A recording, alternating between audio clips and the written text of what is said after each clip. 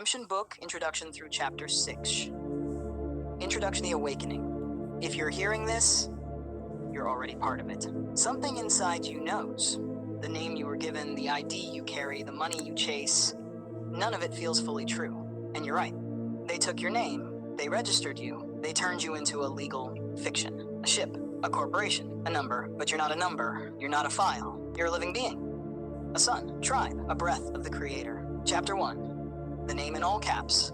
Your name, when written in all capital letters, is not a decoration. It's a legal spell. It's how the system declared you a cargo on a maritime contract, not a human soul. They turned your birth certificate into a bond, your identity into an account, and you were never told. Chapter 2. The slanted line. Look closely between your name and your ID number. A slash, a slanted line. It marks the split between you and your legal twin, between your soul and their system. But the Creator doesn't speak in slashes. The true path is a straight line, like the tree of life, like the breath that says, Hineni, I'm here, I am alive. Chapter 3, Economic Slavery. Why are you always in debt? Why is every currency born as a loan? Because the economy we live in is not based on value. It's based on debt. This is not finance, this is witchcraft. But Torah already said, do not charge interest to your brother. The true economy is not made of banks and credit scores. It is built on trust, on tribe, on shared purpose, on sacred giving. That's why redemption includes economic resurrection. Chapter 4, the children and the fathers. The children of this generation are not naive. They see the lie.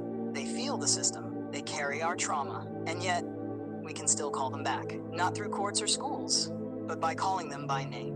When a father calls his son with truth, the soul returns. When tribes rise, no welfare system is needed. When identity is restored, the child becomes light. Chapter 5, the clear language. Every word you speak carries power. But what if your entire language was distorted? What if the letters themselves were hijacked? That's what happened. The original Hebrew was alive, each letter a portal, each sound a frequency, and they twisted it into contracts, into systems, into silence. But the prophet Zephaniah said, I will return to the nations a clear language.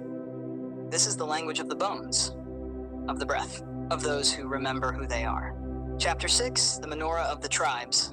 At the center of redemption is not a king, not a government, but a menorah, a living structure of consciousness. 7 branches, 10 spheres, or winds. Each tribe is a flame. Each person is a lamp. And when we awaken our name, our root, our truth, the menorah lights within us. This is not a metaphor. When the tribes return, when the winds breathe truth, when the 10 sephirot balance again, the temple rises inside of us. רוצה שאמשיך עכשיו גם את פרק 7 באנגלית על ספר החיים ודייני השבטים. אם אתה מקליט את זה בקול, take a breath. You're not here by accident. You already feel it. Something's not right. Your name, your money, your place in this world. You're not crazy. You're remembering. Build the presence. They took your name and turned it into capital letters. Not a style, a spell. Your birth certificate, a bond. Your identity, a legal fiction, ghost. A ship, but you're not a ship. You're a soul. You're a breath. You are alive. Lean in. And look at this line, this slash between name and number. That's not a typo. That's a sword. It cuts you from your essence. But there is a way back. A straight line.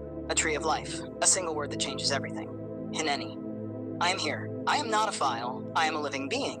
Tone rises with power.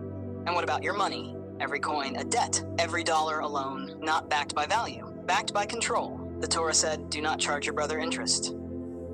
But they did. They built a world of economic slavery. So we build a new one. A true one. With shared work. With clean currency. With tribe. And the children, they know. They feel everything. They were never supposed to be barcodes. They are light, and they are waiting for us to call them by name.